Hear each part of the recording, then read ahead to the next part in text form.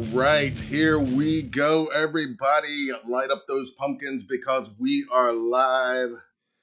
Let's see who else is awake and alive out there tonight. Happy Michael Myers Monday, everybody. Welcome to it. If you're new here, my name is Matt. We are Halloween Daily News, and this little party that you stumbled onto tonight is what we call Michael Myers Monday Live. All right, give me 1 second, guys. Let me get my screen's caught up here. How is everybody this evening?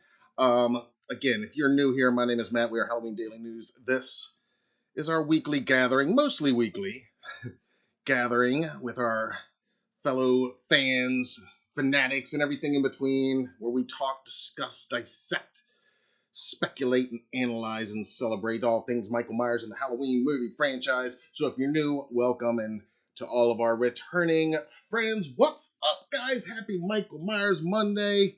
You made it. We all made it. We survived another week, another Monday. It's been 2 weeks since our last live stream, and so like we always say, just getting through another week and getting through another Monday. I know it's a holiday for a lot of people today, sort of a somber holiday sometimes, not quite as celebratory, but nonetheless, we are celebrating because it is the final Monday of Michael Myers May, and we are full of mayhem tonight.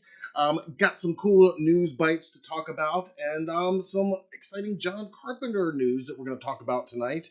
Some of it as it pertains to Halloween Ends, some other outside of the franchise, but anything to do with John Carpenter is worth discussing here on Michael Myers Monday because he is the creator after all. All right, let me turn over here to the live chat. I see some friends already checking in well before we started the live stream tonight, and it's going strong. I see a lot of lit pumpkins in there tonight. David Suber and Megan Wagner checking in early. I see Teen Wolf checked in early as well. Brett, one of our esteemed channel members. What's up, man? Happy Michael Myers Monday to you. Of course, Phil's here. AC Fall Guy, good to see you. Michael Myers expressing his silence as usual. I like to see that. Michael lurking in the live chat. Tim Leo is checked in as well. Awesome. Jennifer's here. Rob checking in with an awesome $5 super chat. Rob Windsor, everybody, let's kick it off. Raise a toast. First round's on Rob tonight. Happy Michael Myers Monday to you, sir. Thank you so much. Super chats are enabled as always. Memberships are enabled too. It's just $5 a month. Lots of cool perks. You can be a member like Brett, like Patrick Ring, another illustrious channel member. I see Andromeda's here as well, another illustrious channel member. Again, think about becoming a channel member. It's just $5 a month, and we're going to have some channel member exclusive events coming up in just a few weeks. Halloween Vibes has checked in. Darkman is here as well. Jim has checked in. Happy Michael Myers Monday, everybody. Michael is here. Michael Brunn, as well as Michael Myers. Awesome. All right. It looks like we got a pretty good crowd coming in here tonight. Like I said, we're going to have a pretty laid-back show. We don't have a lot of breaking news, like super exciting, but we do have some fun news, and anything to do with the man himself, John Carpenter, is exciting, and a few other little news bites that we're going to get to, and a fun flashback video a little bit later on tonight. Of course, at the end of the show, we'll go over our most recent poll results, and we'll launch this week's Michael Myers poll question, and of course, Triple M shout-outs at the end of the night. Again, thanks to Rob Windsor kicking us off with that $5 super chat. I love that. For tonight's show and tell, what we are going to do, let me put this placeholder on the screen right here while I get tonight's show and tell. Not a new item per se, and not exactly a low stock alert, and yet a product that we're going to showcase tonight, given the fact that we're going to be talking a little bit about some Halloween ends this evening. I figure it's only appropriate to showcase our in stock right now, officially licensed Halloween Ends Michael Myers masks by Trick or Treat Studios. And for the Michael Myers Monday live audience here exclusively, what I want to do is similar to what we did the last two Triple M's, where we're here and we focused on the action figures, the H2 Michael and Laurie retro styled action figures. Why is that not caught up? What we did those weeks was I offered a Triple M crew only special discount code for $3 off each of those products, so that you could get each of those for $15 each. They're normally $18. That's what we sell them for on the site. This bad boy retails for $80 on the site, and tonight we are extending that Triple M crew $3 discount to our currently in stock Michael Myers masks, and that includes our officially licensed Halloween Ends masks. This is one of them. This is one still tagged and ready to go. In fact, the first order we see tonight, this will probably be the one that that goes in your box, if you're curious. And of course, the one that overlooks my shoulder most weeks here, that's my own personal copy. And again, this is not only good for this mask, the discount is good also for the Halloween Kills mask. We've got a few of those left in stock as well as our Halloween 2018 Michael Myers masks. We don't currently have any 78s in stock, or I would extend it to that as well. Can't extend it on the pre-orders we've got up right now. Can't do that quite yet, but we can offer that to the Triple M crowd tonight. So again, that coupon code, if you're listening, write it down or whatever. MMM Crew 3. That's MMMCREW 3. Triple M Crew 3, and that'll get you $3 off. Still good on the figures.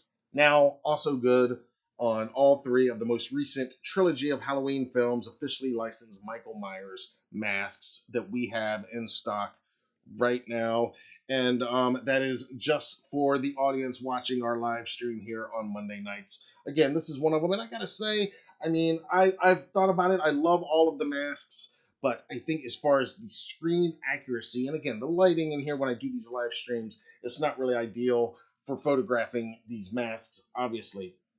But I've said before, the details, and I think listening to other mask collectors, a lot of people buy the Trick or Treat masks and then they'll immediately send them out to be rehauled by an independent artist, and they'll make it look even more screen accurate than the factory job that Trick or Treat does. But I've heard more and more people comment that they like the stock jobs more on the most recent on ends than on the HKs or the 2018s.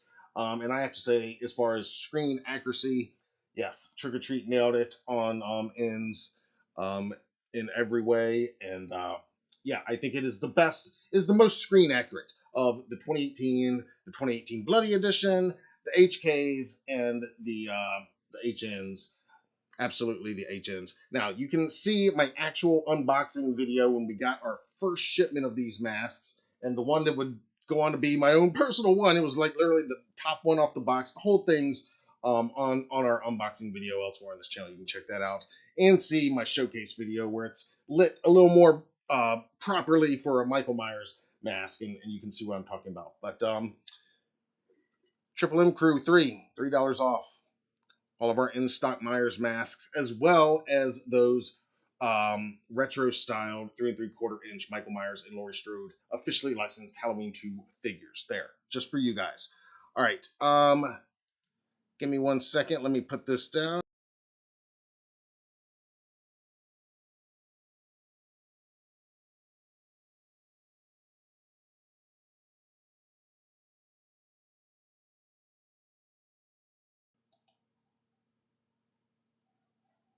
And I will put that in the live chat right now. I'm gonna put that code just so you guys have it.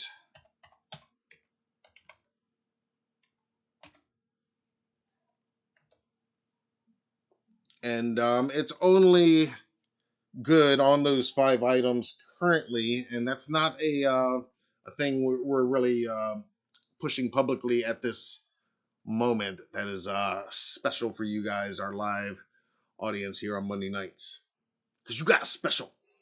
All right. I see Darlene has checked in as well. Awesome. Andromeda of poor Michael the mold. Yeah, yeah. There is definitely some screen accurate mold all over that mask.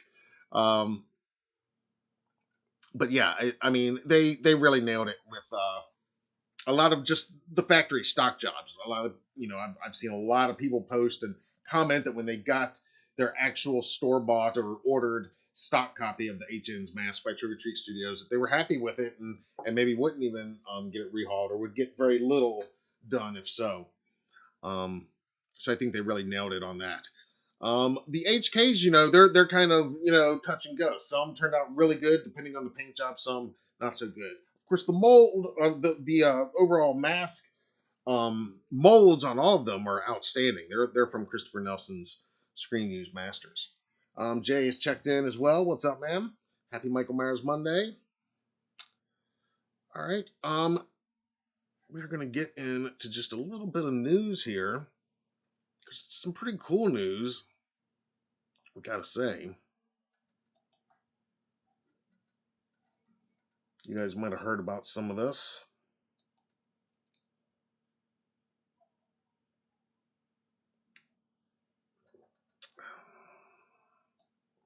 Sorry, just getting my screen so.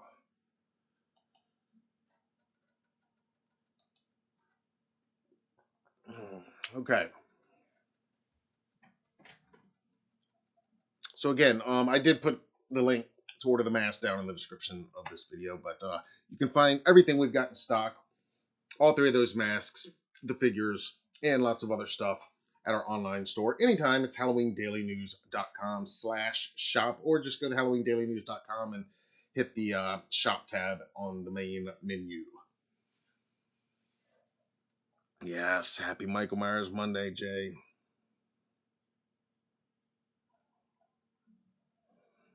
Teen Wolf says it's like Michael got splashed with teen water on your copy of the 2018. Yeah, I mean the paint job on the 2018s, some were definitely better than others, of course. Same with the kills, but and same's true with the ends as well. But I think overall, and in general, of the three, the ends came out the best. Of the four, if you count the 2018 Bloody Edition as well.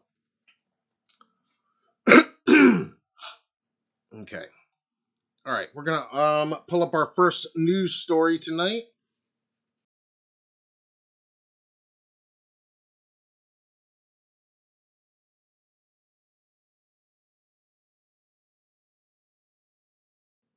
Yes, Jay, I gotta agree with you. They killed it with the ends mask. Absolutely.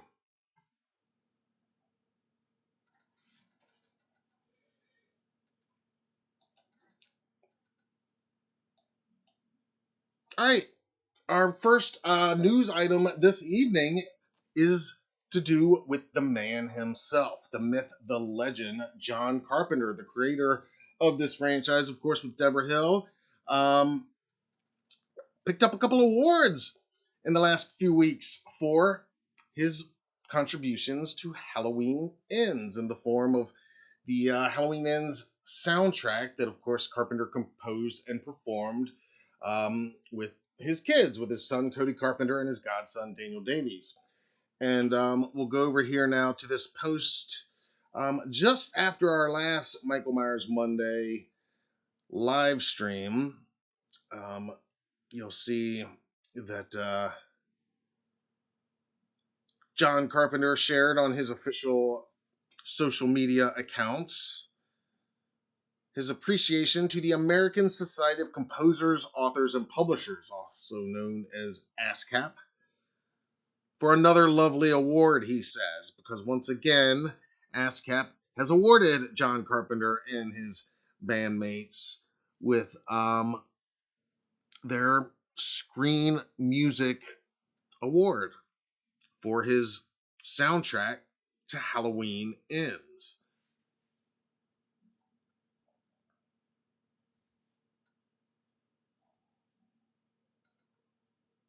And there you can see John posing with the award. But that's not all, because a few days later, Fangoria would premiere their 2023 Chainsaw Awards. It was streamed on Shudder on May 21st. And while Terrifier 2 was the evening's big winner, Halloween Ends did take home one award, the one award it was nominated for. And that award went to, once again, John Carpenter, Cody Carpenter, and Daniel Davies for Best Score for Halloween Ends. Now, I've said it before that whether you love Halloween Ends or don't love it so much, I don't think many people had any problems with the score. And it was one of the genius moves of these last three movies, if you ask me. Not enough just to get Carpenter, kind of spiritually involved as executive producer. And apparently, he kind of previewed some of the scripts and gave a note or two on some of those. But most crucially, and I think most rewarding for us viewers and fans, was getting him to come back and do the three new soundtracks, all of which I think have been amazing.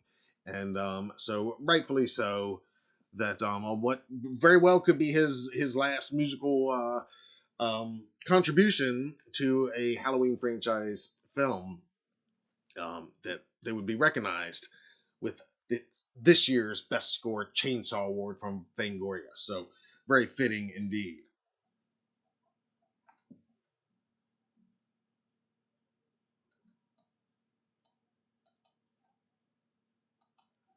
All right. In related John Carpenter news now, and this isn't exactly connected to the Michael Myers Halloween franchise, but in as far as it is to do with the creator himself, it is worth discussing here on Michael Myers Monday. John Carpenter appeared at Texas Frightmare this past weekend. Annual horror convention, meeting fans, signing autographs. There's a few videos that have popped up on social media of his appearance, and we're going to talk a little bit about that now. They actually screened, before the convention kicked off, they screened They Live and The Thing, and they dedicated an area theater in that region as the John Carpenter Cinema. And he was there for that, to cut an orange ribbon with a large kitchen knife with Michael Myers lurking just behind him. I thought that was pretty cool. There is video of that out there. But what we're going to talk about tonight is a panel discussion that took place. And the video is on YouTube right now. I did put a link to the video in the description of this video before we started tonight. I'm not going to play it right here. You can check it out at your leisure, but I will give you the headlines. And there are three significant statements, if you will, headlines that come out of this panel with John Carpenter. And in what order of importance they are depends on how you take the statements. And they are literally just that. They are statements. As many of you know, John Carpenter, he's not going to go out of his way to give a whole lot of in-depth answers on a lot of these questions. It's very, short, direct, in typical John Carpenter fashion. But in the course of this panel this past weekend, he does let it be known a few interesting tidbits that are worth noting here tonight. First, when someone questions Carpenter about the ending of The Thing, Carpenter's version of The Thing, of course, with that ambiguous ending of the two characters at the very end, which one is really the thing? Are they both? Are neither of them? It's never been answered, and Carpenter did not answer it here tonight. on this panel. But what he did state that was of interest at the very end, he said, I'm not going to answer it because there may be a thing too. Now, you can take those words for what they're worth. And I don't know that it's worth a whole lot right now, but it is a statement. Like I said, there may be a thing too. Now, of course, the entire room erupted when he said that, and they didn't really elaborate or go on. And my personal feeling is that, yeah, I mean, it's probably in discussion, just like there's been Snake Plissken, Escape from New York reboots and requels in discussion for over a decade now. But the fact that something resembling a sequel to The Thing has reached his attention, has reached his desk, it's kind of significant. Enough that he would say it in that public forum like that. Pretty interesting. Another statement in the in the panel is he when talking about the Lost Themes albums. Of course, these are the 3 albums of original music that John Carpenter, as the John Carpenter band, kind of, for lack of a better term, he and his son Cody Carpenter and godson Daniel Davies, of course, in addition to their soundtrack work on the Halloween films and Firestarter, they've released Lost Themes and then 2 other volumes, Lost Themes Volume 2 and Volume 3. Well, John confirmed that they are in fact currently working on Lost Themes Volume 4. So some brand new original music on the way in the future at some point from John Carpenter and his band.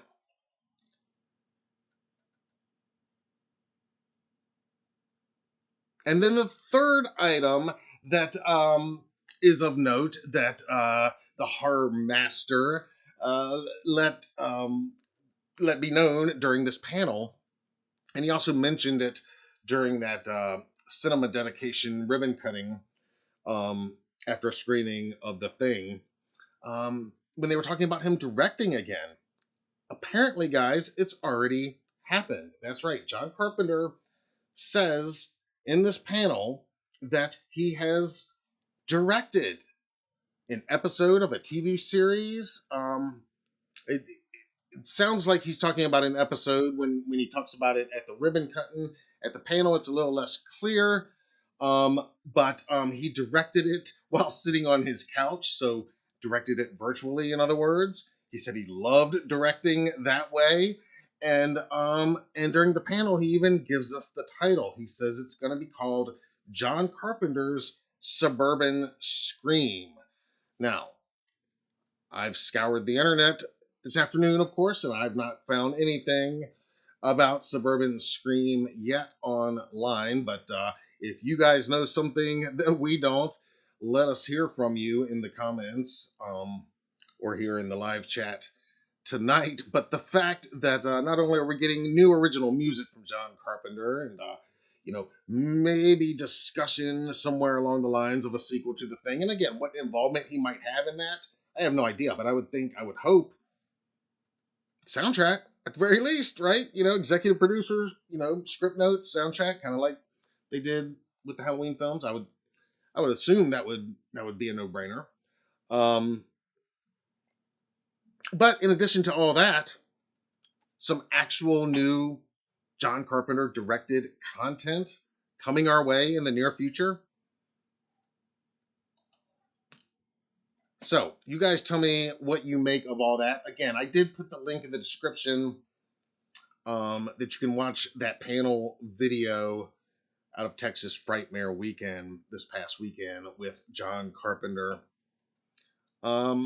Some other friends of ours were there at that horror convention over the weekend. Some of you were probably there.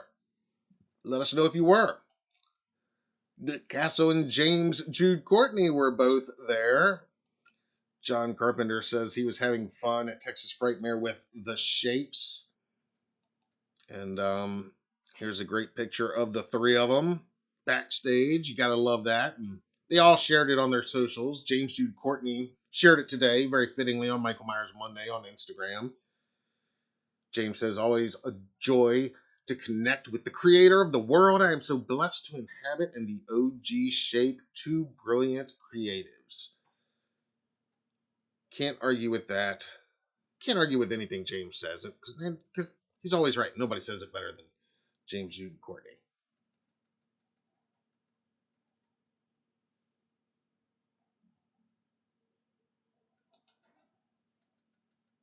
All right, let's go over here to the live chat and get your thoughts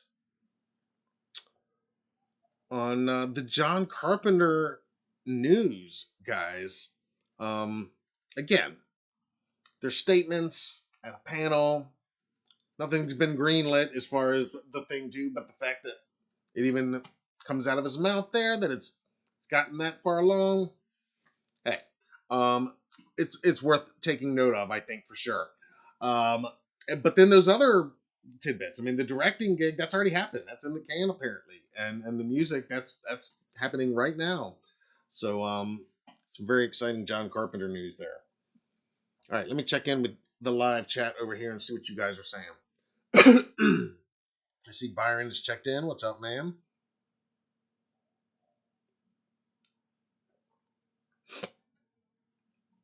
Yep, Lost Themes 4. That's right.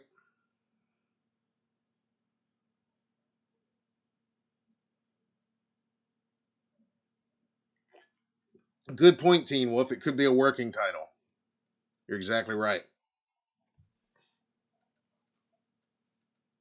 Phil, I gotta agree with you. He is a genius. In the Mouth of Madness. Yeah, Prince of Darkness, the thing. They're all great. All of them. Epic scores, films, the subject matter. Yeah, he's just always been my favorite director ever since I knew what a director was. And he's so much more than just a director, too. He is a true filmmaker, auteur in every sense.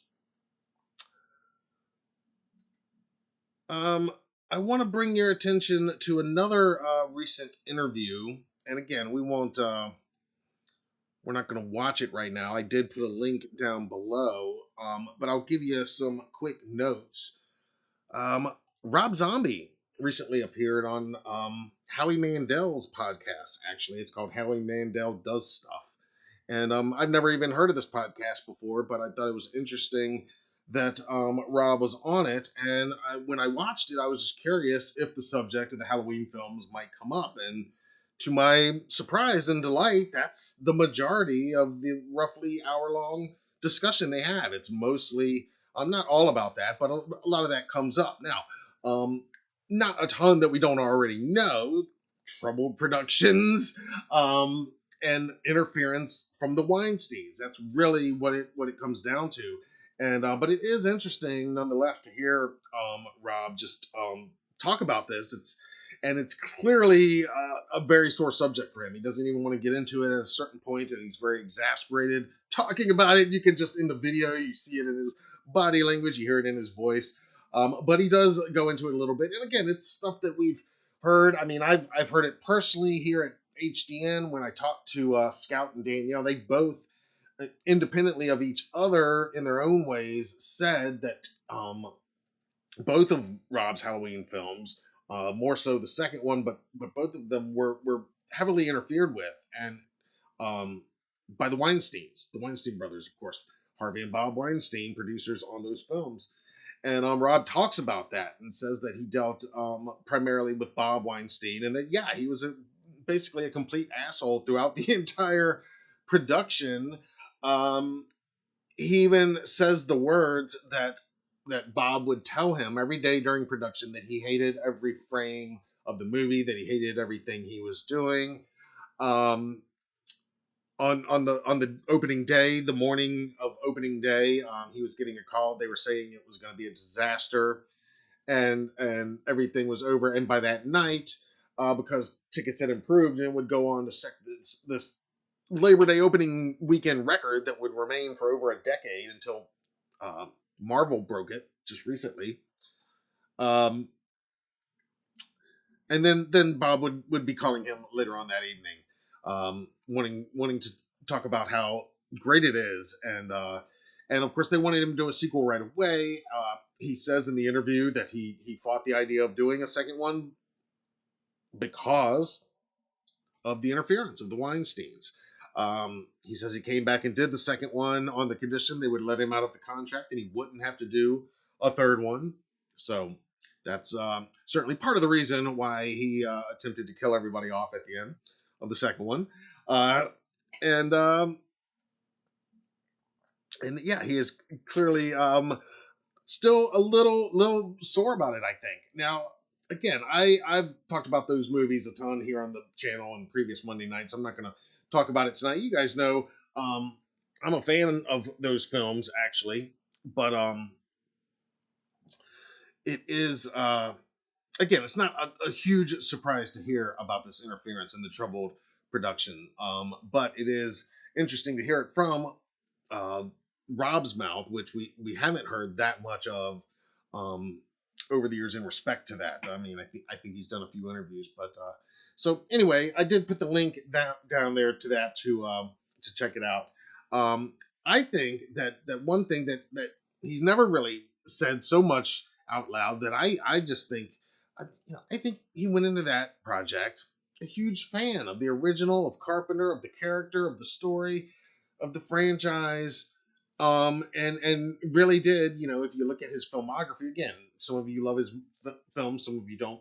But it's the only one, other than the most recent, The Monsters, which he said was another brutal experience, is due to working with a major studio. But those are the only times he's worked with a major studio, and I think those are the reasons.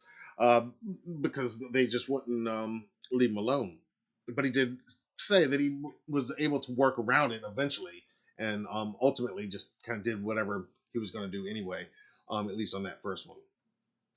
So if you're interested, you can check that out down below. Jay says, quite enjoyed the first RZ Halloween, but the second, third watch just irritated me. Don't get started on the second one. Okay. I love Devil's Rejects. Yep, yep.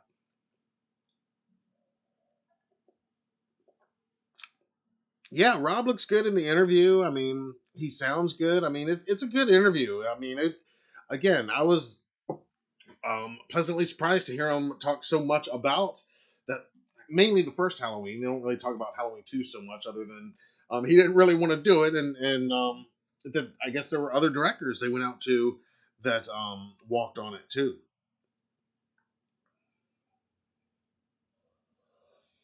Rob says if Carpenter directs it, it has to be incredible. Andromeda's doing her happy new material from John Carpenter dance. I love that. David, I agree. New Carpenter music is always great. Hell yes. Another exciting bit of news for you collectors out there. Some of you, I'm sure, have probably already placed your pre-order as we speak. We talked about that new board game from Trick or Treat Studios and the masks from Trick or Treat Studios. Well, now they are offering these new mini character figures, just announced today. Now, the pre-order is up at trickortreatstudios.com. I did neglect to put it down below, not on purpose. I forgot. But I'll add it after we get done here if I remember. In any case, these are a collection of 7 miniature character figures. And they say in the description here, interestingly, that they are expertly sculpted, paintable figures, perfect for display and for use in their new, officially licensed Halloween board game. So, a few things there. First, they're selling them unpainted. Um, so they're saying paintable. In other words, like it's your job to paint them, which could be fun, like getting a model and painting it old school, right? And here you can see the presumably painted versions on the back. So then we did go back to what comes with the actual board game itself, and it's Michael and these 6 characters. So it's the same 7 characters.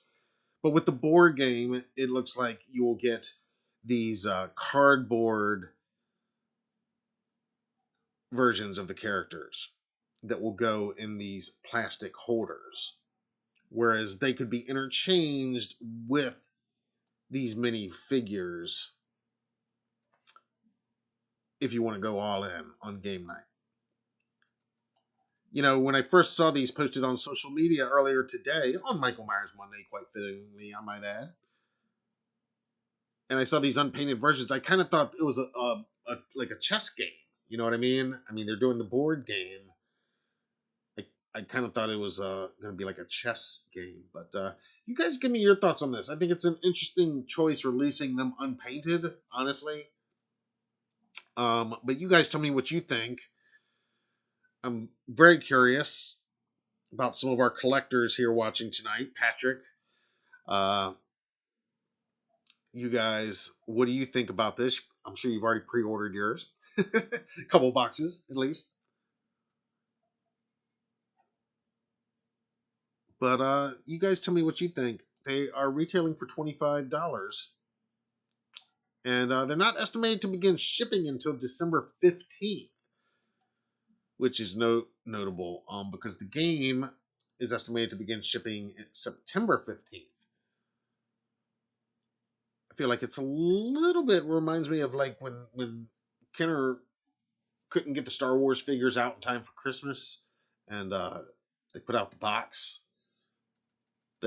that kids could buy and pre-order the figures to come weeks later. I don't know. Maybe it's just me.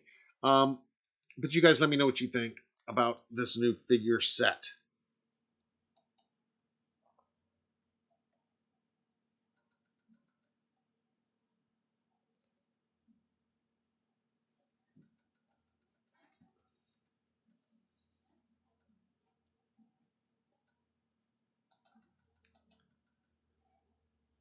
And that's not all of the Halloween Ends news.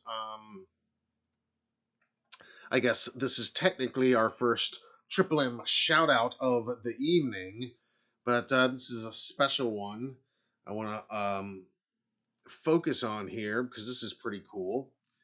Our buddy, Mr. Christopher Nelson, shared on his IG stories this photo. He says, Michael Myers Monday, if you know, you know. And, you know, we could zoom in a little bit on that.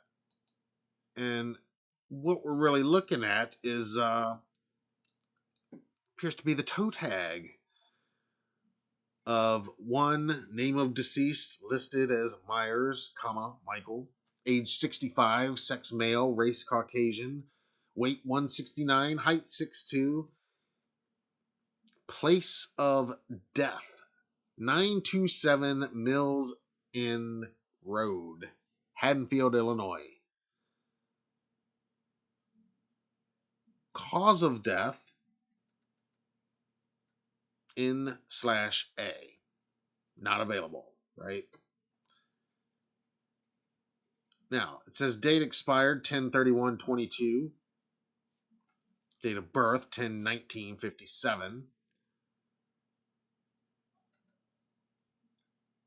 But I especially love this final detail that the time expired on Halloween 2022 was precisely at 10:31 p.m. Very cool.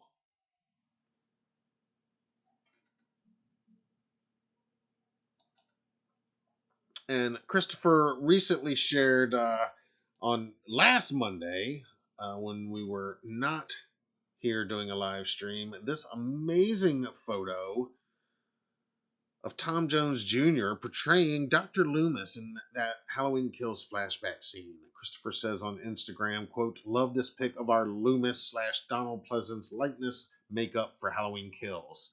10-piece silicone prosthetics on Tom Jones Jr. with hair and beard applied by me with work done out of Vincent Van Dyke effects. Hair by Sasha Camacho. I mean, that is some amazing work. And again, I mean, people will debate, how much they love and hate these films and whatever for years, and that's but certain things I just think are undeniable that they knocked out of the park. And the casting of James U. Courtney was one. The involvement of John Carpenter and specifically having him do the soundtrack was another. And this makeup job. I mean, hiring Christopher Nelson. Let's be honest. That was a stroke of genius on their part to get him, because all of these effects, the mask, everything we've talked about, comes out of that. But my God, I mean how was that not nominated for an Oscar? You know what I mean? I mean, that is some amazing makeup effects work. Just stunning. So good.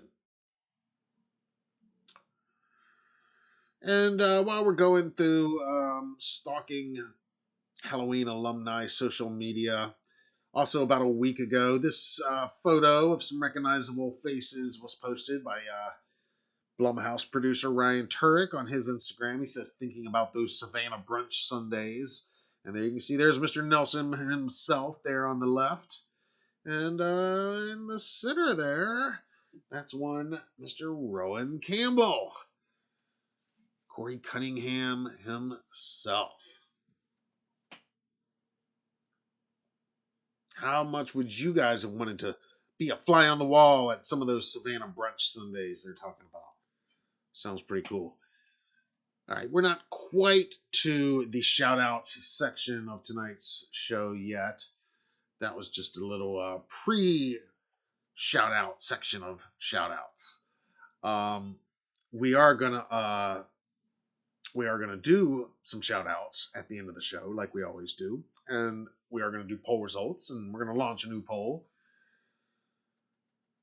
But first, we are gonna do a little throwback video.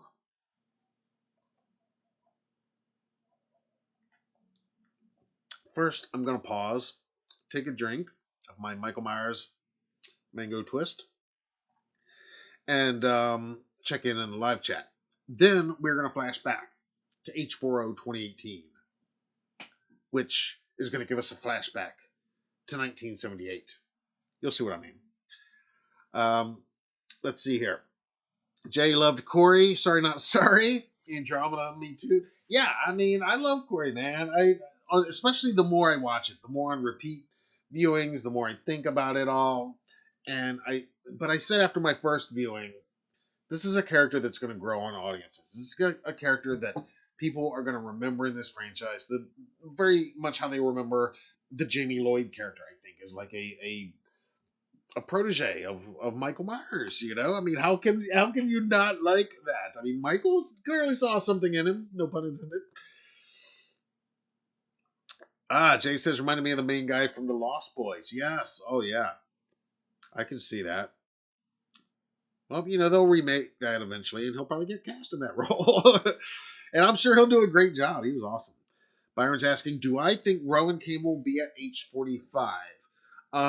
If I had to bet money, which I'm not going to bet money because I don't have any money to bet, and I'm not a gambler, but yeah, I do. I think I do. I think he's going to be announced, and it's going to be his first ever convention appearance.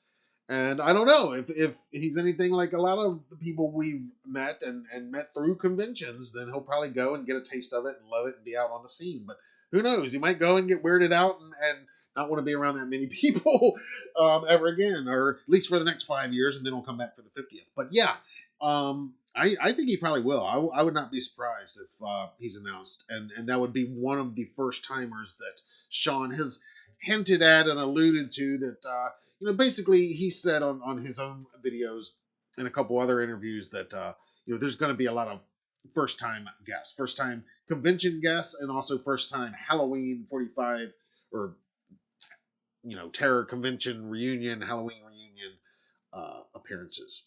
So I wouldn't be surprised if he's one.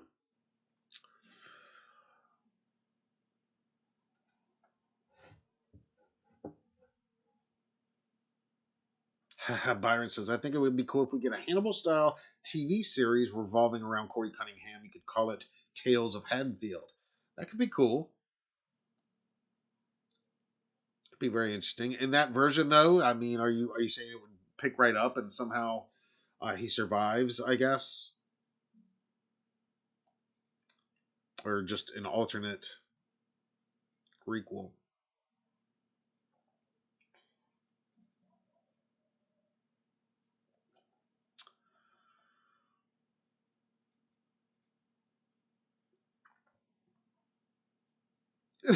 Andromeda said when Michael comes back, he'll be wearing these tags on a chain around his neck. That, yeah, wearing the toe tag around his neck. That'd be all the previous deceased tags. That'd be pretty badass, actually. Darlene has checked in as well. Welcome. I didn't see you on there. Happy Michael Myers Monday. Sorry if I missed any of you other guys that have checked in. Just been rolling through these short but sweet news bites.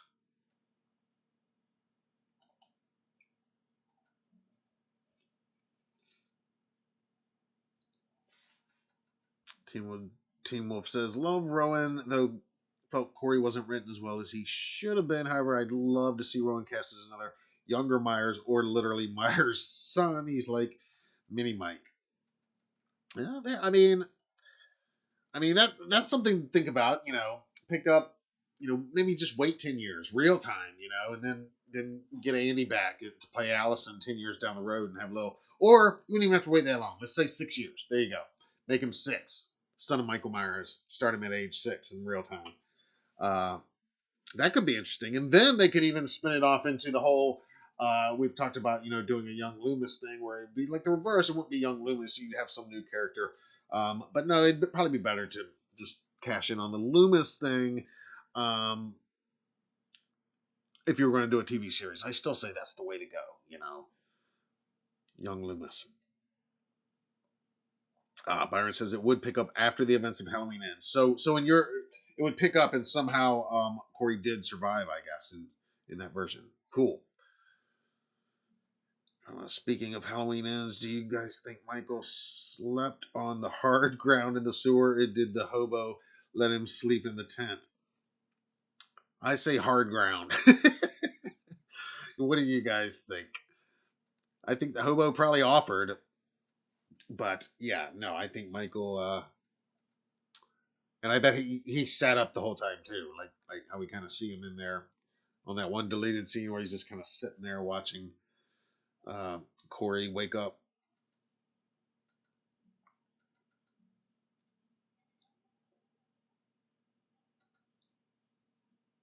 And who put the hobo's body in the tent, Corey or Michael? Interesting.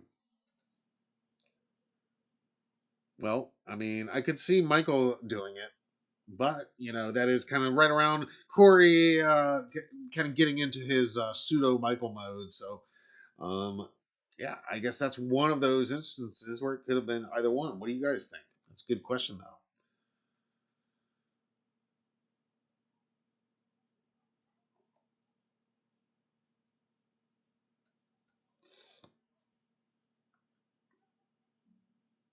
Byron's hoping Judy Greer will be at age 45. You never know, man.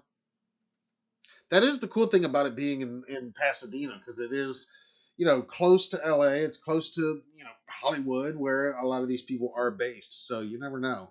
But then again, most things are not filmed in Hollywood these days anyway. So there's not as many people in town as there used to be. All right. I'm going to take a little break from talking here for a few minutes, and we're going to play this flashback video. This is from 2018, the 40 Years of Terror reunion event that we were lucky enough to attend. And this is from the Halloween 78 panel. We're taking it all the way back. And you're going to see some very familiar faces here, starting with producer Erwin Yablans. And they're going to recap the history, the origin of how all of this started 4.5 decades ago. What we're celebrating here, what we celebrate here every Monday and all the time here on the HCN channel anyway. So check this out. I'll still be here live watching it with you guys. I'll chime in here on the live chat from time to time. If there's something I really want to say or something, I'll turn my mic back on and just speak over it. And yeah, knock on wood. Hopefully, there's no technical issues and it'll play when I hit it here or pretty close to it. But bear with me if we have a rocky start because every now and then we do. All right, here we go. Let's hop in the time machine, turn on the DeLorean, and flash back to 2018. The idea to make a movie called Halloween came to me as a result of a movie called Assault on Precinct 13, which was made by a brilliant man named John Carpenter. I distributed that movie and took it to London, where it received first prize in the London Film Festival. So I knew I had to make it a movie with John, and I racked my brain. And one night on an airplane coming back from Italy, I thought about making a horror film because with the market of the movie, and I wanted to make it in one night because it could control the budget. And boom, Halloween popped into my head. I thought that Halloween had been done before. It turned out it never had been, and nor had the name ever been used in a movie before. That's quite amazing. And then I thought, yeah, let's terrorize some kids on how babysitters. Everybody's been a babysitter or had a babysitter or was a baby, you know. So I thought that would be a good come down. So the point I make here is that the two ideas were synonymous. They really came at the same time. When I got off the plane, I ran home. I told my wife what I thought about it, and she said, "Oh, that's exciting. Call John Carpenter right now." It was late. It was about 9, 10 o'clock in the evening. I got John on the phone. I described what I wanted to do. He got it instantly. He got very excited. I said, "Let's meet the next morning. Let's talk about this." We met the next morning, and as he said, I don't remember this, but he said, over a tuna fish sandwich, we discussed how to make the movie. And I said, I wanted this to be Hitchcockian. I wanted it to be more like, I used the examples of Exorcist and Psycho, because each of those films showed very little. It was all imagination. It was called theater of the mind, because when I was a kid, we had radio. We didn't even have television. He understood it perfectly. John just agreed to everything we talked about. He was so excited. Although in those days, I think he would have made a movie about this microphone. You know, he was the hungry young filmmaker. And then he said, "I want my name above the title." And I thought that was so audacious. You know, he made one movie, and now he wanted to live with it. I said, "Can you do this movie for $300,000? He said, "Yeah, I can do that." I said, "Well, you can have your name above the title. You can have anything you want." That's how it all started. And so then John roped in some of his cohorts, Dean, Nick, Tommy, talk about when, we have more coming.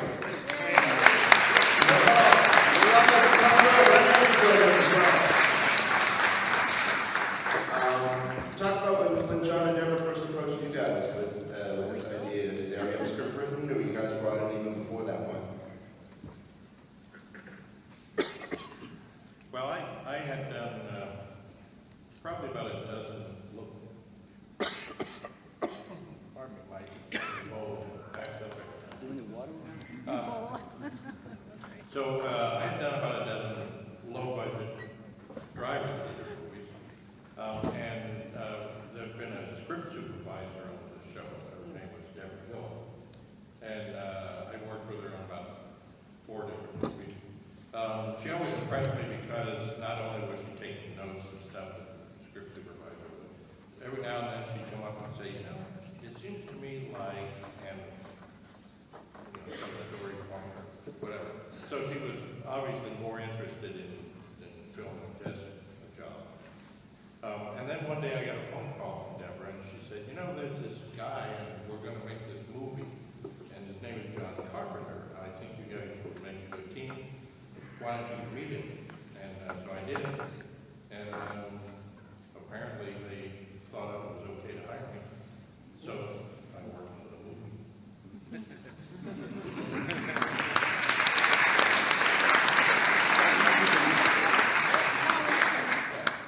Hello, right here. Well, as some of you probably already know, John and I go back to childhood together. 10th grade school, played in the orchestra, the whole deal, and we got very close as teenagers. Go trick-or-treating?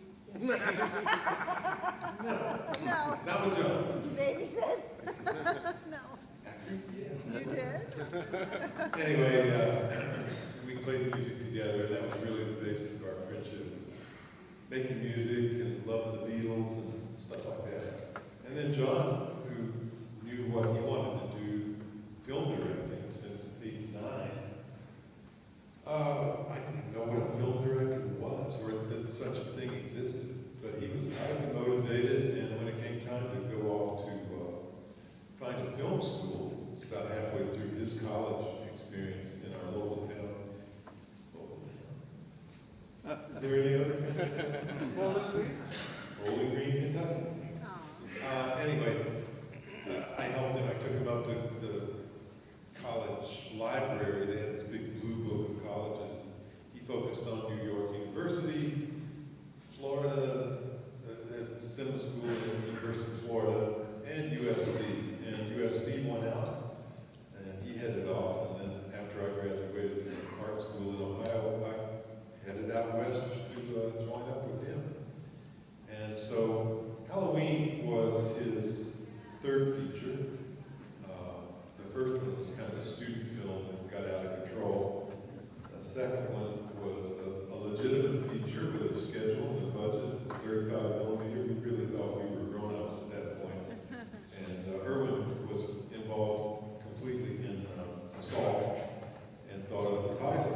Irwin's a good man with the title, as you now know. And so when Halloween came along,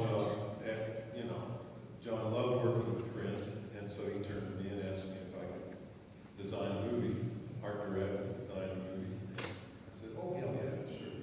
Well, the less you know, the more confident you can be in your answer.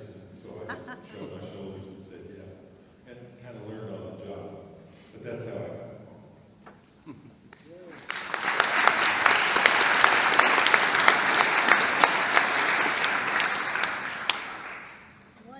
Were you a childhood friend, or you met at USC? What was, then you came on board. We're going in chronological Yeah. order.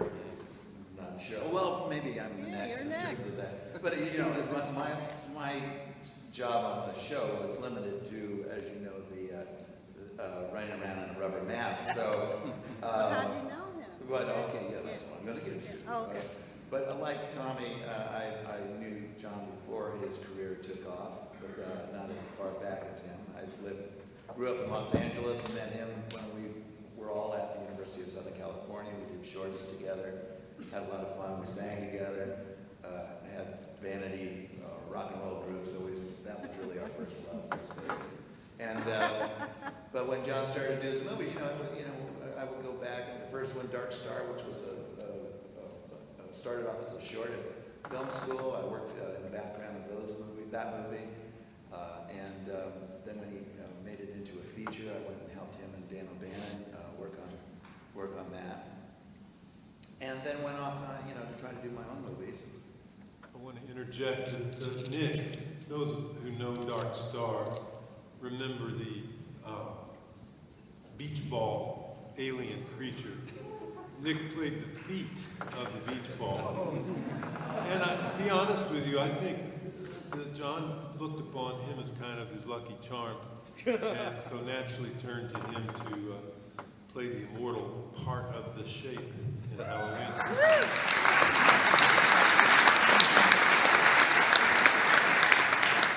And just jumping to that came about because they were really shooting this. Part of where they were shooting was in Hollywood, which was a couple miles or less from where I live. And I said, you know what? It's going to be so convenient for me to be on this set, watch you shoot, watch the crew. I want to be a director. Let me hang around. He said, okay, put the mask on and you'll be here the whole time. So some things are done, with all kinds of creative reasons in mind. Some things are just done out of luck, and that's why I'm here 40 years later.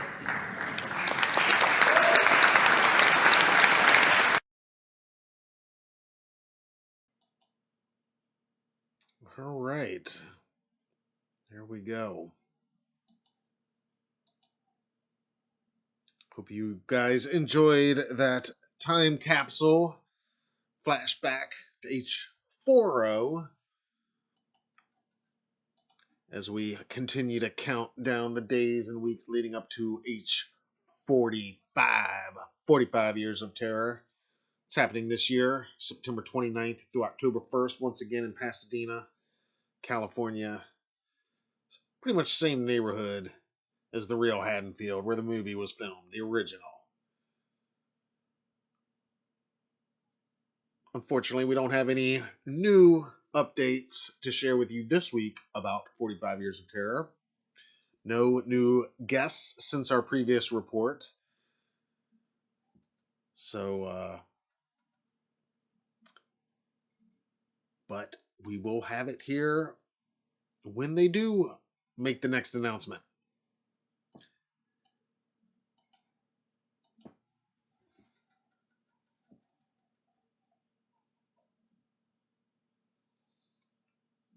Well, pretty much all the Myers loved playing him. Even Brad Laree was photographed behind the scenes of H.H. smiling under the mask like a goofy goober. Yeah. Oh, yeah.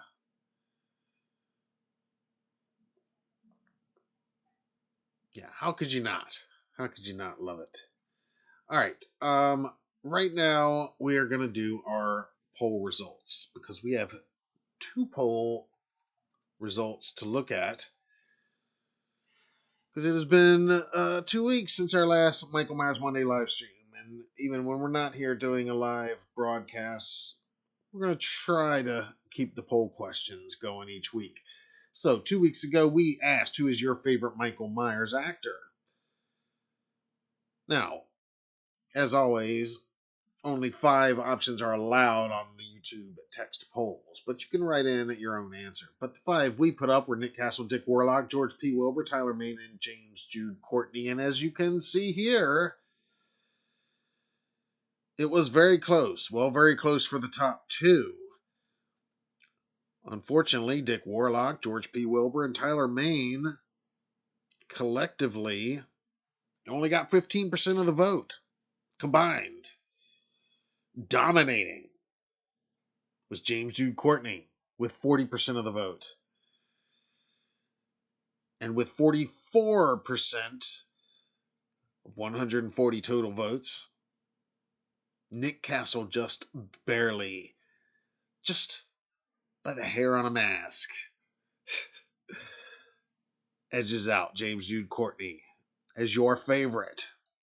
Looking at a few of the comments on that week's poll, Jason Yo said he's the most menacing person that has played the character to date. He made Michael Myers very, very believable. I'm assuming he's talking about James. Aroni Andromeda says, I melt into liquid love every time I see Mr. Courtney's Michael. But Nick Castle started it all. He is actually part of Mr. Courtney's performance as well, since he did the breathing. I mean, who does such a great job at a character that they are paid just to breathe into a microphone simply because they all know damn well no one can do it near as well as he does? Has anyone ever, besides Nick Castle, been told no one can breathe like you do? I don't think so. Yeah, the most iconic breathing next to Darth Vader's, I think. Halloween Vibes says, gotta go with James all the way.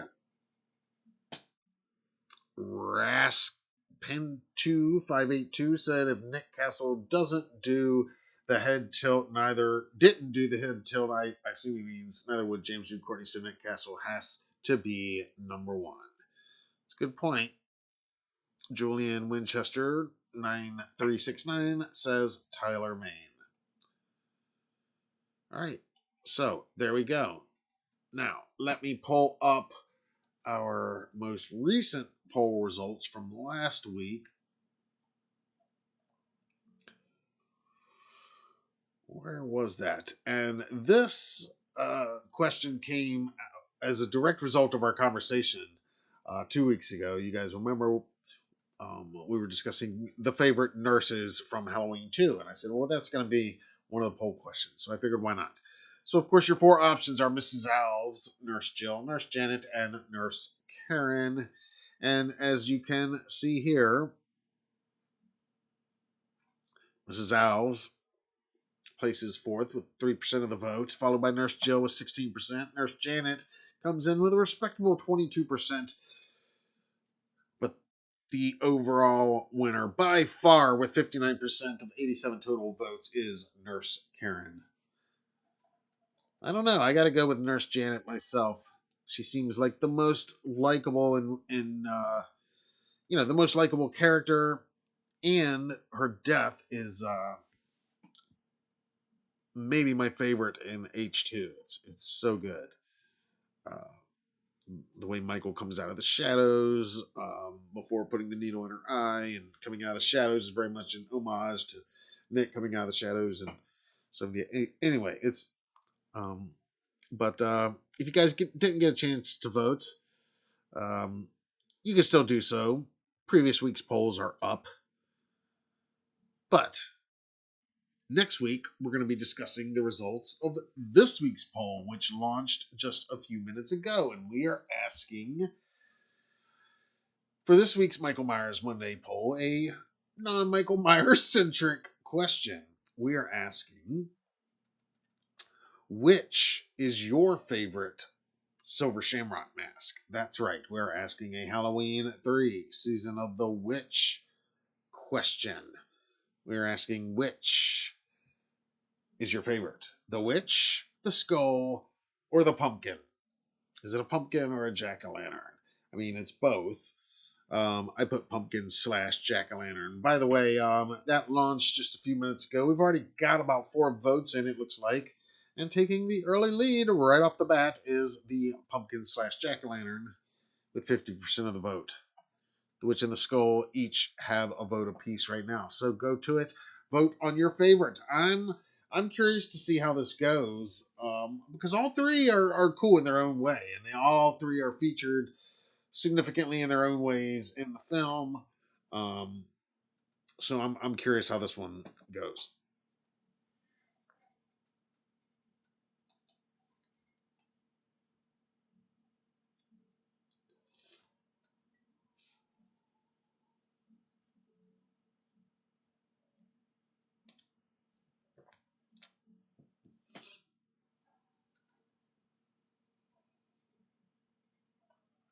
City Kitty, thank you. Thank you for enjoying the flashback. Yes, I'm going to try to keep doing that each week when we're here, have some kind of flashback, throwback content, just because in general, while we don't have a new movie coming out this year, we're celebrating 45 years of terror every week here. We're celebrating the history of the franchise, and we here at HGN, we got a lot of material in our archives. As I've said, sometimes it's going to be stuff that's been published, but maybe it was published years ago, and it's been years that we haven't even reshared it on social media in a while. So, and a lot of you guys maybe weren't here with us years ago when we first published some of this stuff. Other times, it's going to be sometimes some stuff that we've not published anywhere else. And you guys here on Michael Myers Monday Live on these live streams are going to get to see it first before anybody else, and maybe the only time.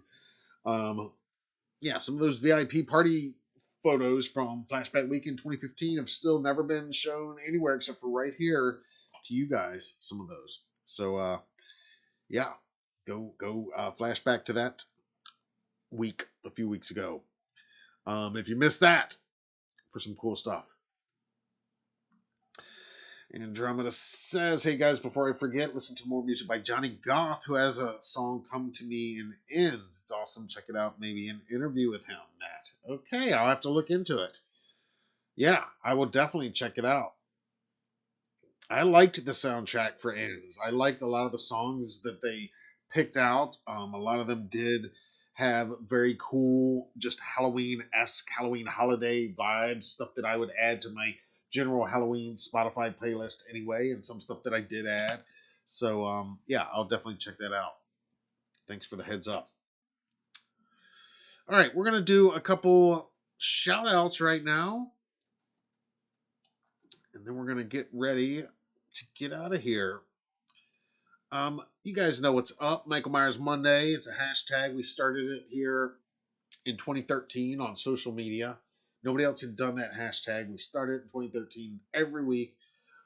We just express our fandom. And it's taken over a life of its own. Everybody makes it what they need it to be. Some people use it as motivation, like Monday motivation. Like, I'm going to attack the week like Michael attacks.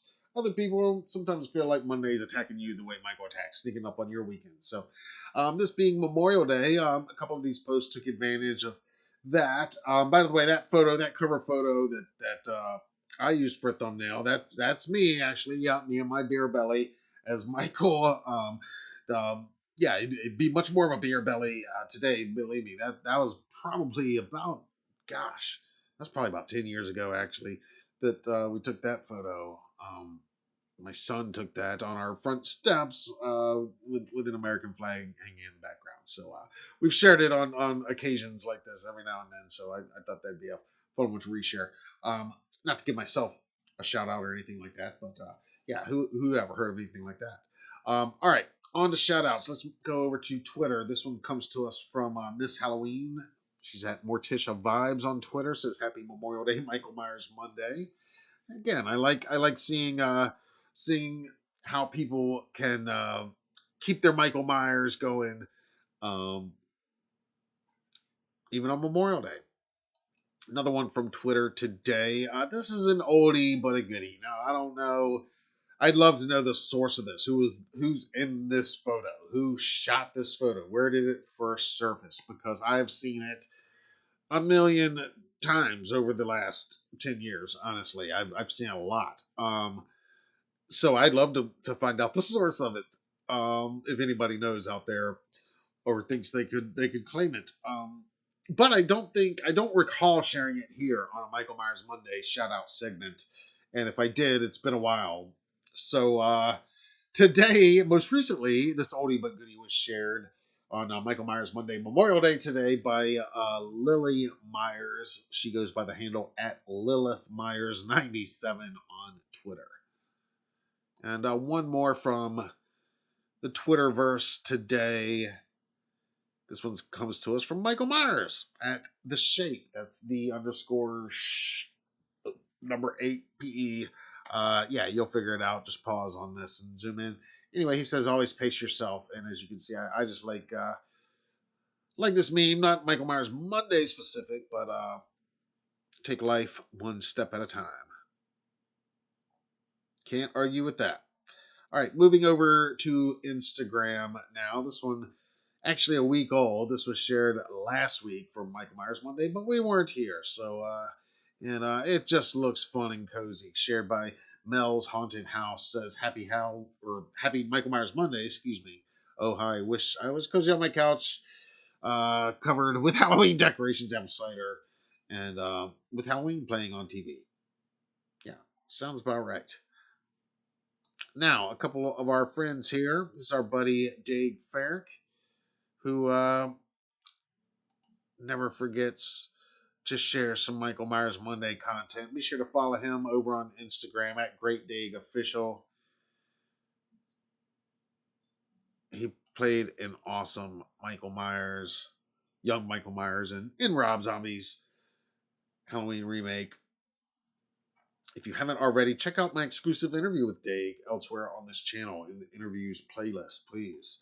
Had a great time talking to him. And this is very cool here. Last but not least, our friend Tyler Main on Instagram today announcing a giveaway. And, well, I'm just, in this case, I don't think he'll mind. I'm just going to play his audio and let Tyler explain to you what's going on here. Check it out. Our main here, happy Michael Myers Monday. This is a very special Michael Myers Monday because we're doing our very first giveaway here, and I want to thank Ian Rumley for donating this really cool item to be our first giveaway piece for the year. The giveaway is going to close at noon Eastern Standard Time, Monday, June 12th, and the winner will be announced very shortly thereafter. Now, you ask, how do I enter? This is what you do. Click the link in my bio below to get you to the official giveaway page, then follow the prompts to sign up for my newsletter at Main Entertainment, which we have a lot of really cool stuff coming out later on this year that you do not want to miss out on. And also like this post. And there are going to be some other opportunities for bonus entries on the page, so make sure you check them all out because you want more chances to win this bad boy right here. All right? We are going to be also helping a couple of charities throughout the rest of this year. They are deliverfund.org and traffickinginAmericaTaskForce.org to help raise awareness to put an end to human trafficking in the United States and all around the world. So please follow, check them out in their links below, and good luck on this bad boy. Peace. Hey everybody, Tyler Main here. Happy Michael Myers Monday. This is a very special Michael. Yes. It's always a very special Michael Myers Monday. Very cool. Tyler always sharing some killer Michael Myers Monday content. He and Dave definitely get into it every week, and I love to see it. I appreciate it. And a pretty cool giveaway he's doing there. I mean, that is. I don't know if you know what that is. He shared it on his feed a few days ago. His piece. This is the one that's going to be given away, but it's an original art piece. It's wood burning of and I love that escape mask and all that. I know. I'm losing viewers every time I praise anything to do with Rob Zombie, but I don't care. There's so much about that movie I love. But very cool. So go enter Tyler's contest, and that piece could be yours. Collectors. Now that's going to be a sought after piece. Although I imagine that artist, he probably sells a good number of them at the cons. We've probably met him at the cons before. I've seen stuff like that before. It's really cool. All that stuff is. All right, guys. I'm going to turn over here to the live chat one more time, and then we're going to get ready to get out of here. It is almost midnight, and, like Cinderella, we're going to turn into our whole set's going to turn into a pumpkin if we don't get out of here by midnight. You know what I mean? Michael Myers Monday. Actually, it's very rare we get out of here before midnight, isn't it, guys? Let's turn over here to the live chat for a few minutes before we turn into a pumpkin.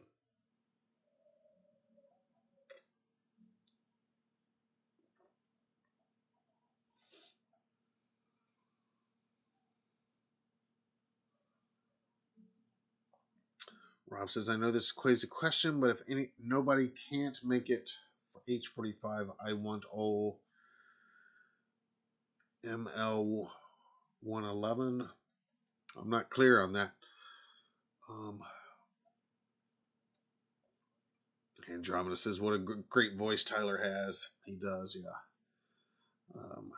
Timo says that Halloween all year long photo is such a vibe. Yeah. And yeah, I could live in that.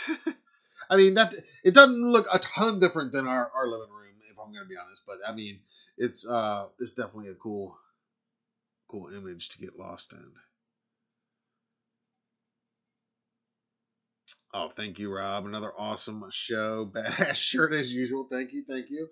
Yes, got to give a shout out to Spirit Halloween. Got this one from them a year or two ago. I think maybe 2 years ago, maybe. I'll give you the full. Yeah, I was worried because sometimes my autofocus focuses on this face instead of this face, and I was worried about that tonight. But so far, so good.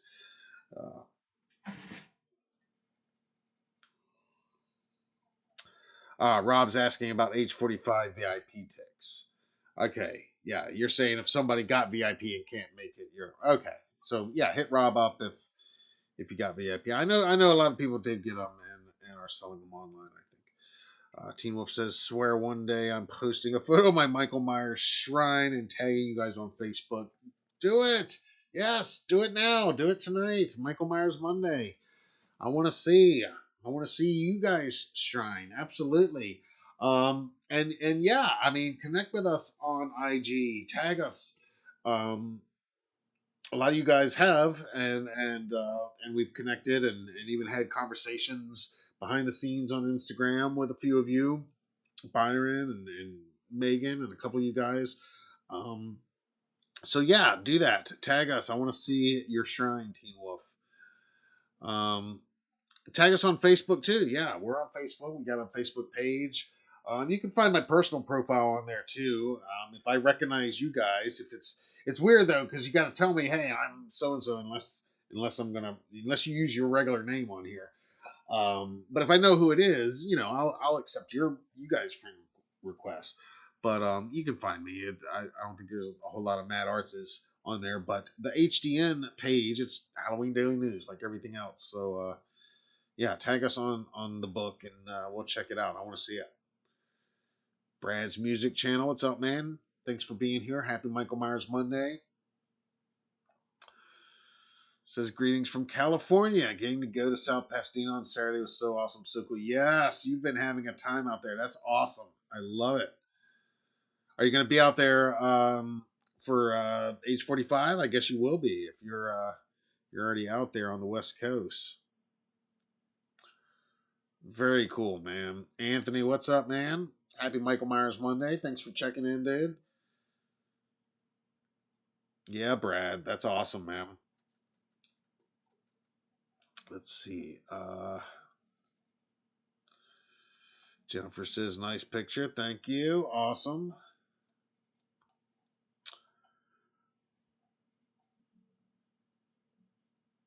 Patrick says they're long overdue for some new guest announcements. Yes. Well, did you guys, I know you guys did, I know you guys watched the new episode of The Thing with Two Heads, right?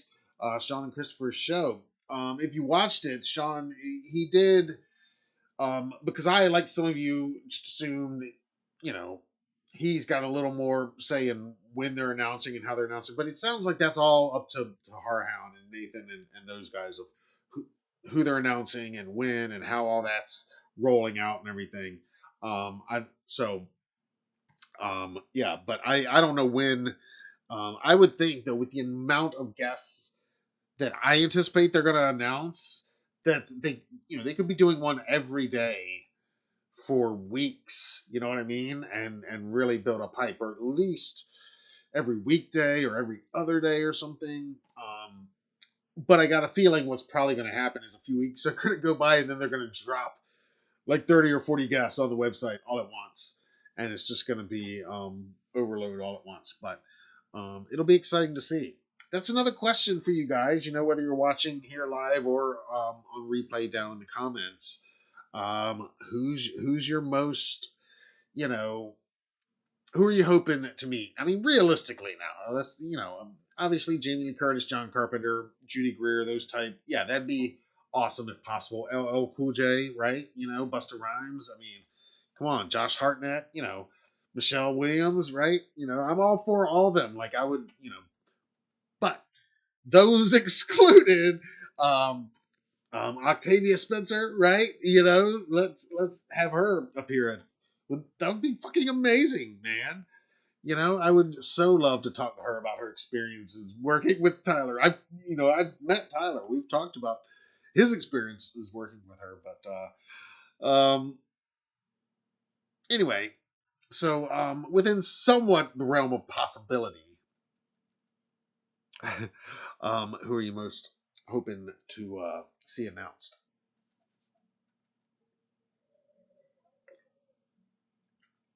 Jennifer says, sorry for not being on here much. Just been busy with work. All good.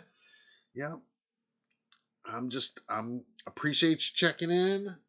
Appreciate you guys watching when you can. Like I said, I know it's a busy day for a lot of people. Not everybody had the day off work. And some of you, if you had the day off work, that might have been more busy for you. But yeah, I appreciate all you guys hanging out tonight. Hopefully I made it worth your time. Or at least I didn't make you regret tuning in at the very least. But if you learned something new and you got something out of it, awesome. And otherwise, I still appreciate you hanging out. If you were just hate listening for whatever reason, we don't get enough views for that. So if you're listening, you were actually into it. So again, I appreciate all you guys. I appreciate our channel members. Think about becoming a channel member. It's just $5 a month. Once we get just a couple more, we're going to do a couple members only events here. But these Mondays will continue as planned, and there'll be other live streams from time to time. Certainly as we get closer to fall and more breaking Halloween news is coming. There's a lot of other Halloween movies that we're covering right now outside of this franchise. So if you like Halloween movies in general, if you like Halloween horror movies more specifically, check out our coverage of some of the other stuff coming this year that we've got elsewhere on this channel. And as far as interviews, if you're a fan of Ghostface, we just interviewed the most recent Ghostface from Scream 6, as well as the original Ghostface from Wes Craven's classic masterpiece, Scream. Both of those interviews are at HalloweenDailyNews.com right now and in the interviews section of this channel, as well as all of our exclusive interviews. And we've got a lot coming with this franchise. Believe me, I'm always working on getting more people in from this franchise. Like I said, there might be some people that we've talked to before for written interviews in years past that we're going to try to get back on this year for video interviews. Other people that we've still never talked to from this franchise that we're going to try to get on here for the first time. So all that's in progress and happening behind the scenes. Trust me, rest assured. Most of all, thank you guys. Thanks for hanging out. Thanks for subscribing. Thanks for hitting the like button. Hit the like button, please, by the way. Thanks for your participation, because, you know, it'd be a pretty boring show without any live chat going on in here. So I do appreciate the participation in the live chat. And if you're watching this after the fact, I still want to hear from you down in the comments below. Be sure to subscribe. Turn those notifications on. Hit that notification button. Think about becoming a channel member. And look for lots more exciting Halloween news coming your way every day right here on the HDN YouTube channel. Until then, I'm Matt Arts for Halloween Daily News. Thank you all for watching. As always, you guys rock. The best online community there is.